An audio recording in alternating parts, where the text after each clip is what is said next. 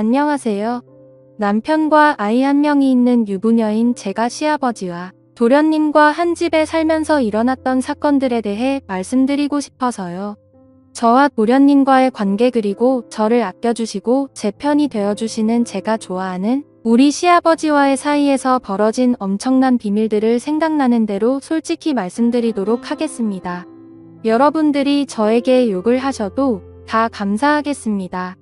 한번 들어보시고 제가 천하의 나쁜 며느리고 끼가 많은 형수인지 아니면 우리 도련님하고 시아버지가 여자를 너무 밝히는 그런 사람들인 건지 여러분들이 한번 판단해 주시고 조언을 해주시기 바라며, 그렇다고 나쁜 여자라고 화는 내지 마시고 세상에 사람들이 많이 살고 있으니 이런 일도 있겠구나 하고 가벼운 마음으로 들어주시기 부탁드립니다. 지금부터 제 사연을 본격적으로 시작해 보도록 하겠습니다. 저는 학창시절 때부터 별로 공부에 취미가 없었고 먹고 노는 데만 관심이 많은 약간 날날의 기질이 있는 그런 사람이었습니다. 그래도 남들이 봤을 때 예쁘다고 말을 해주는 그런 20대 후반에 아주 매력적으로 생긴 여자이며 가정주부입니다.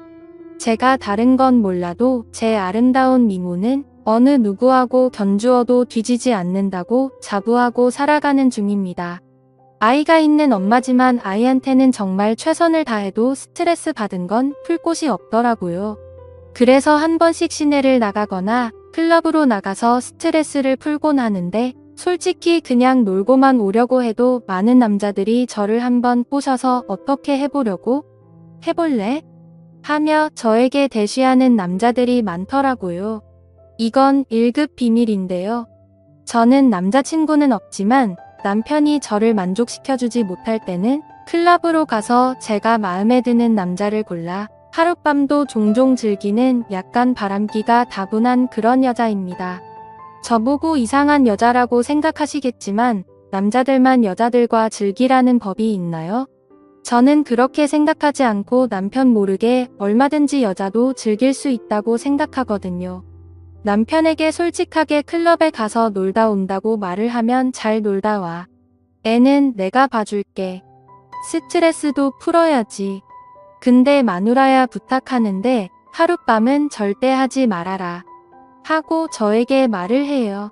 근데 저는 남편 말은 절대 듣지 않고 제가 하룻밤 하고 싶으면 그날 반드시 하고 와요. 여자도 내색하지는 않지만 하고 싶을 때가 많거든요. 제 남편은 여전히 클럽에 가서 춤만 실컷 추다가 오는 줄로 알고 있어요.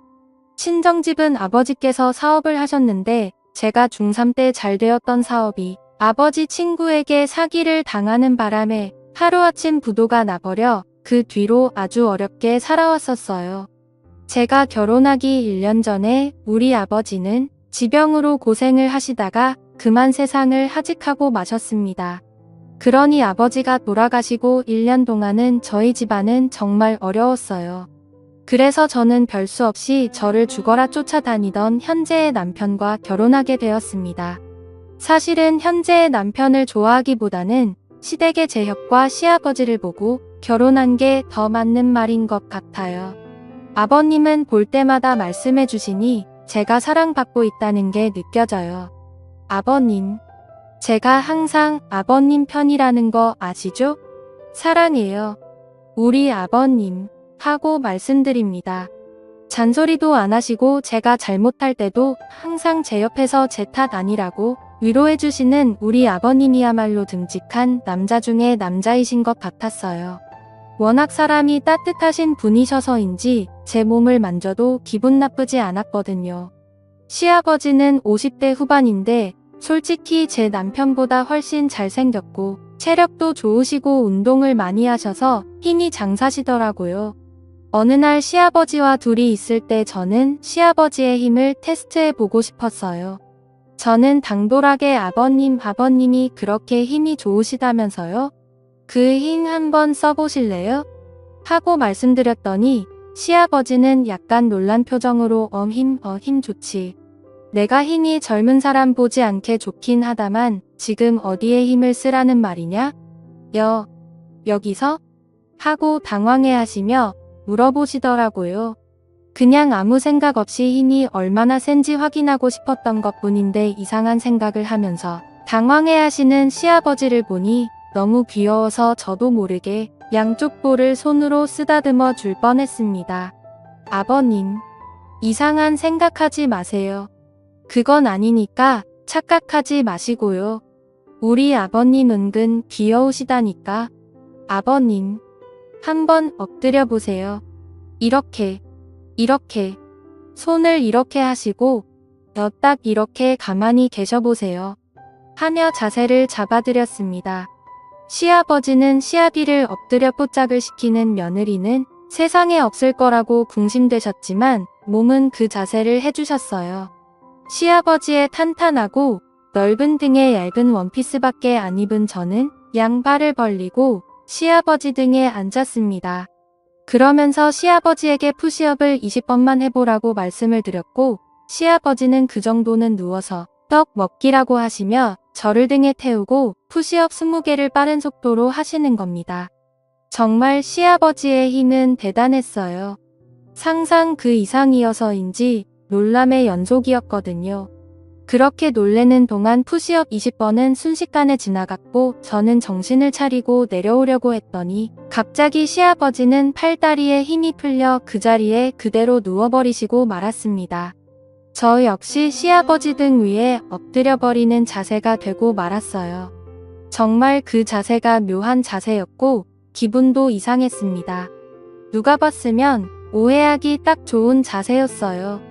그때 시아버지는 몸을 재빨리 돌리시더니 저를 안아버리시는 겁니다. 제가 생각지도 못한 이상한 자세가 되어버렸어요. 아, 아버님. 이거 뭐죠? 저는 아버님 힘만 구경하고 싶었는데 이건 안 해주셔도 될 것 같아요. 하고 말씀드렸고 시아버지는 제 머리를 한번 쓱 만져주시고는 우리 며느리가 장난치는 걸 좋아하는지 몰랐다며 같이 장난치고 노니 재미있다라고 하시며 제 볼을 살짝 꼬집으셨습니다.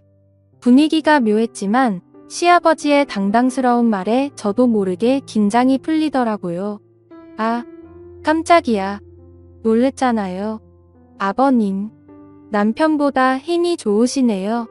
남편은 며칠 전에 아버님한테 해달라는 거 그대로 했는데 한겨도 못하는 거 있죠. 진짜 아버님 남자 중에 남자 상남자 최고이신 것 같아요.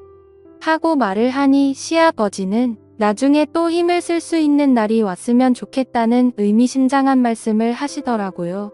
이렇게 시아버지와 저는 대화도 많이 하면서 친구처럼 장난도 잘 치고 집안일도 저에게 대부분 상의를 하는 저를 100% 믿으시는 관계로 발전해 나갔어요. 적당한 선을 넘지 않고 잘 유지하고 있습니다. 시아버지는 시댁의 모든 경제권을 다 쥐고 계셨는데 부동산과 주식이 많으신 알부자십니다. 솔직히 여러분들에게 말씀드리지만 시아버지의 재력이 좋아요.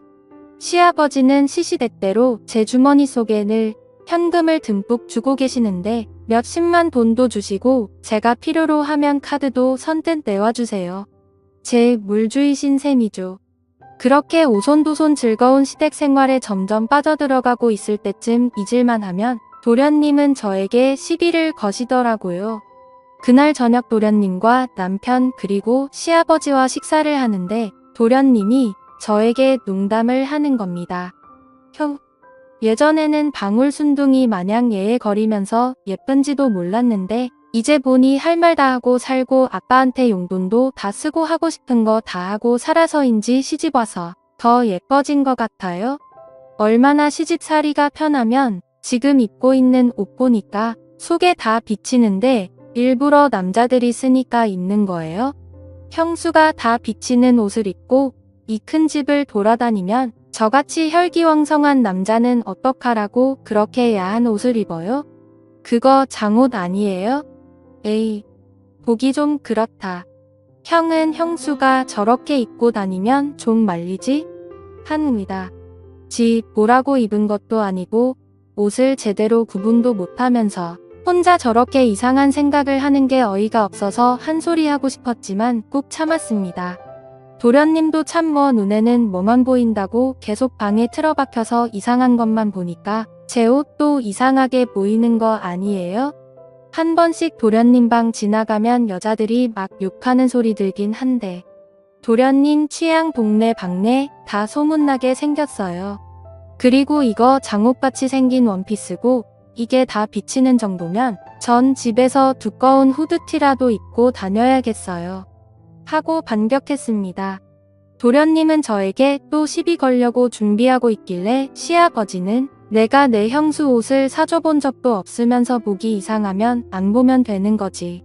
네, 형수 옷 입는 거 가지고 시비 걸지 말고 밥이나 조용히 먹으라 하시며 도련님에게 야단을 치셨어요. 도련님은 저게 어딜 봐서 보기 좋은 옷이냐며 아빠가 그렇게 형수를 감싸고 도니까 형수가 이상한 옷 입는 거 아니냐며 갑자기 남편에게 아빠가 형수 보는 눈빛이 이상하던데 형도 느끼지 않았냐며 이상한 소리를 하더라고요. 그 말을 들은 제가 다 부끄러웠어요.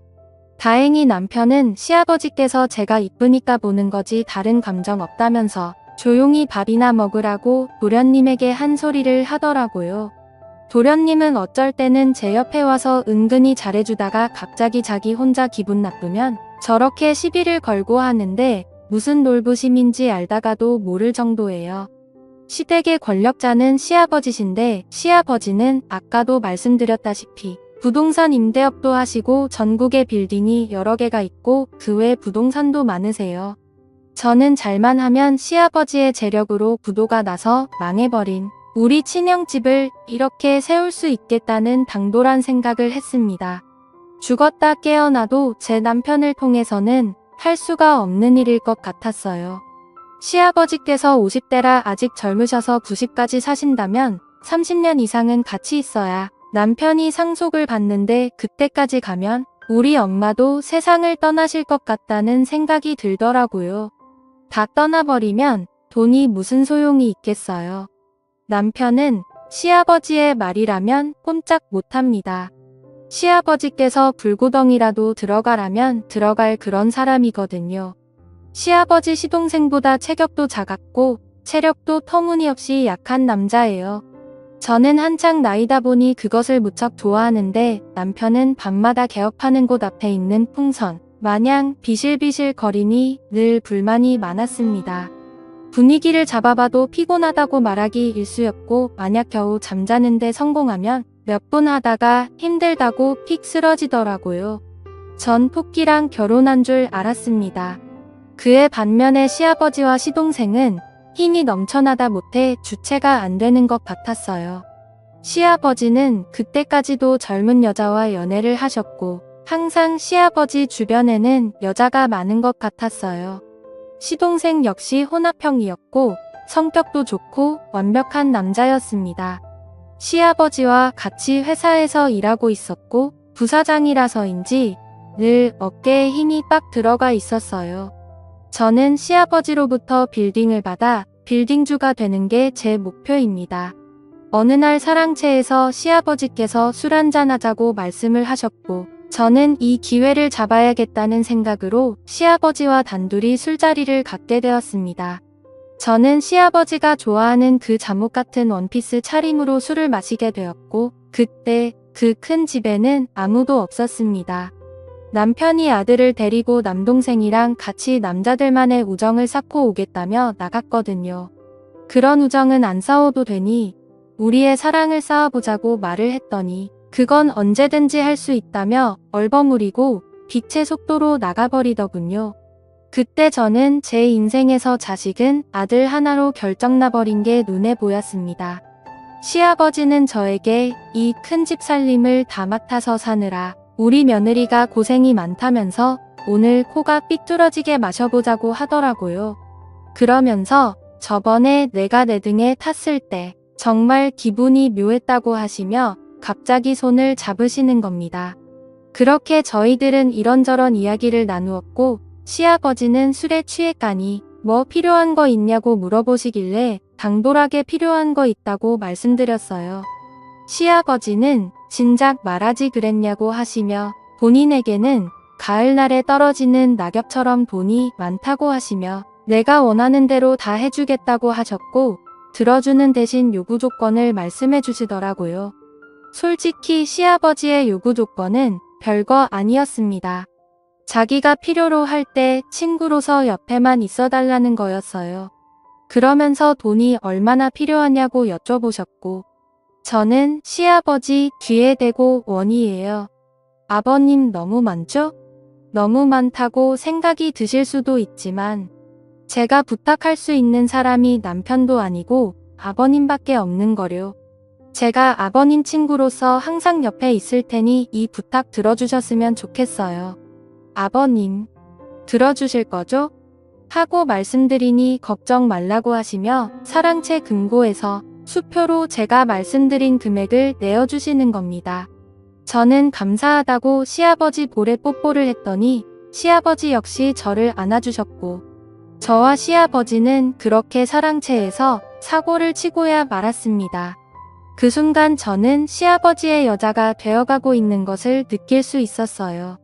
저는 술이 취한 김에 시아버지에게 요구를 더 해버리고 말았습니다.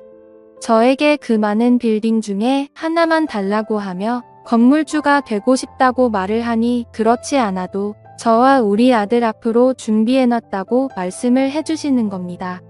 깜짝 놀랐어요. 그렇게까지 저를 생각하고 계실 줄은 몰랐거든요. 저도 모르게 사랑한다는 말을 해버리고 말았고, 시아버지는 내가 내 여자가 되어줘서 고맙다며 제 머리를 쓰다듬어 주셨습니다. 저는 그날 그간 참아왔던 모든 것들이 활발산처럼 터져버리고 말았습니다. 시아버지는 정말 남자 중에 멋진 남자였습니다. 저는 남편이 있는데 이게 도덕적으로 말이 안 되는 일이 벌어지고 있었어요. 어느 날 남편은 제가 어딘지 모르게 이상하다고 하면서 아버지가 저를 대하는 게 마누라 대하듯이 다정스러워 보이던데 눈에서 꿀 떨어지는 줄 알았다며 아버지와 무슨 일 있는 거 아니냐고 따지듯이 묻는 겁니다. 그러면서 돈에 대해 애착이 많은 여자인 건 알고 있는데 솔직히 우리 집 재산 때문에 나하고 결혼한 거 아니냐고 말을 하는데 뜨끔했지만 맞는 말이기 때문에 저는 더 이상 숨길 필요가 없다고 생각했고 시아버지와의 관계에 대해서 있는 그대로 말을 해주었습니다. 돈도 물론 좋지만 나를 믿어주고 나에게 모든 것을 맡기고 모든 걸 주려고 하시는 아버지를 남자로서 좋아하게 되었다고 말을 하니 너무 큰 충격을 받았는지 더 이상 말을 잇지 못하더군요. 그러면서 남편은 아버지하고 그렇게 될 줄 알고 있었는데 대놓고 말을 하니 놀랬다고 하면서 이제 어쩔 거냐고 물어보더라고요. 조용히 이혼해주면 이 집에서 나갈게. 그리고 그 이후의 일은 그때 가서 생각하려고 하고 남편에게 말했습니다. 남편은 아버지하고 관련된 일들은 더 이상 큰 소리 내지 않았고 알았다고 하며 그 순간에도 아버지에게 자기 험담은 하지 말고 이야기 잘해주라 하며 부탁을 하더군요. 아마 물려주실 재산 때문에 그렇게 말하는 것 같았어요. 화를 내며 자기한테 돌아오라고 자기도 어느 정도 재산이 있으니 그 정도면 시아버지 도움 없이도 잘 살 수 있을까라고 해줄 줄 알았는데 조금은 씁쓸했습니다. 이런 남자를 믿고 결혼한 제가 바보 같았어요. 그 일이 있은 후 어느 날 도련님은 저에게 오더니 제 뒤에 대고 형수 아버지하고 사고 쳤다며 나랑도 사고 쳐볼까? 하며 저를 갑자기 건드렸습니다. 시동생은 완벽한 남자인데 은근히 나쁜 남자 기질이 있는 것 같았어요. 오늘 저녁에 아버지는 모임이 있다고 나갔고 형은 아까 애기 데리고 캠핑장 갔으니 같이 술 한잔 하자고 하더라고요. 낱말은 새가 듣고 반말은 쥐가 듣는다는 속담이 있는데 도련님까지 이 일을 알아버렸으니 정말 머리가 아파왔고 너무 복잡해지기 시작했습니다. 저는 별수 없이 도련님의 협박에 그럼 같이 오늘 한 잔 마셔보자고 말을 했습니다. 저녁이 되어 술자리를 하게 되었고 술에 취해 가니 도련님은 저에게 고백을 하더군요. 처음 저를 봤을 때 너무 좋아서 사랑 고백하고 싶었고 계속 그 기회를 엿봤는데 놓쳤다면서 오늘이 그 기회라고 하는 겁니다. 그러면서 지금까지 살아오면서 형수처럼 지적이고 이쁜 여자는 한 번도 본 적이 없다고 매일매일 제 생각이 난다고 하더라고요. 저는 그 사랑을 받아줄 수가 없다고 말을 해야 했어요. 시아버지를 사랑하는데 도련님을 사랑한다는 게 말이나 되는 일인가요? 게다가 매번 저에게 트집을 잡고 욕만 해대고 시비 거는데 도대체 어느 부분에서 사랑이 감정이 싹 틀 수 있는지 저는 도련님에게 감사하고 고마운데 그 고백 받아줄 수가 없다고 말을 하니 도련님은 벌컥 화를 내는 겁니다.